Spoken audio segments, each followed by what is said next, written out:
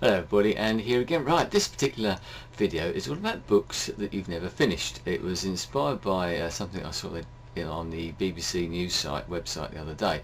And they did a survey over here in the UK, so this is only a UK thing basically, but I'll come to more of that a bit later. And they did a survey of 4,000 different people over here, so that's not a bad survey, I suppose, as surveys go. And they were asking people about different books they hadn't finished. They'd had good intentions to finish and never had, and I'll go through some of them. Number 2, surprisingly enough, was Harry Potter and the Goblet of Fire. Now, I've read a couple of the Harry Potter books, and I must admit they got longer and longer. I think this is one of the ones that was about 650 pages long, and the people probably thought I'd just wait till the film comes out. But Ulysses by James Joyce was in 3rd place. Captain Corelli's Mandolin by Louis de Bernier. I hope I pronounced that right. And actually, I like that book, but I know lots of different people who, I think it's one of those books that you either love or you hate. I really enjoyed it. My wife hated it and couldn't read it. So anyway, and it goes through some of those Crime and Punishment by Dostoevsky, War and Peace. That's an enormous book. But it did actually mention some non-fiction ones as well. Political things like My Life by Bill Clinton, another one that a lot of people didn't finish. Wild Swans by Yong Chang. I don't know if you've ever read that, about her life in China. That's a very good book, actually. I really enjoyed that one. Quite surprised by that one. Easy Ways to Stop Smoking by Alan Carr. Well, I suppose people had good intentions, come to the new year, they buy a book about how to stop yourself smoking, and they think, no, I'll carry on smoking. So they get rid of the book, don't they? But got me thinking about all this type of thing.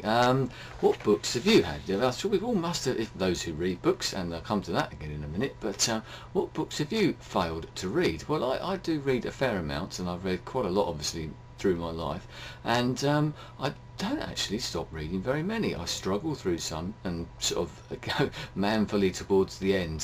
Some are a struggle. One in particular I read recently was a Stephen King book called Cell. I quite like Stephen King, but I hadn't read anything by him for a while, and I wasn't very impressed with that, and that was a bit of a struggle. So any ones that you've struggled through, but more importantly, ones that you've never finished. Now let's name and shame them, shall we? So mine, the one I tried to read recently, one of those books I'd always meant to read and never got around to and thought I would really enjoy, but I just could not finish it, was Zen and the Art of Motorcycle Maintenance by, is it Robert Pirsig? And I once again struggled manfully with that, and I just could not finish it. So what are yours? You must have some there that you've probably got sitting on your shelves, or you've got rid of, or whatever. So I'd be very interested to know what that is. But it comes to the point of why people don't read, and it's got other pieces on here. Top reasons for finding time not to read, if you know what I mean. Too tired, watching TV, working, and things like that. And so if you don't read, I know there's several people who subscribe to me who don't read any books at all for whatever reason. I just wonder what your reasons were for doing that. And if you don't read very often, why don't you read more? You know, it's one of those things you can learn a lot about. I don't tend to preach it, but it's something that I'm very interested in, getting people to read and things like that. You learn a lot, but it doesn't leave you so much time for YouTube, does it? But anyway, and why do you buy the books that you do? Some people, one of the most interesting statistics I found on here, that some people, customers, was it 55% of customers said that they bought books for decoration, to whether that's to appear clever as certain books, and one of the ones that came out was A Brief History of Time by Stephen Hawking.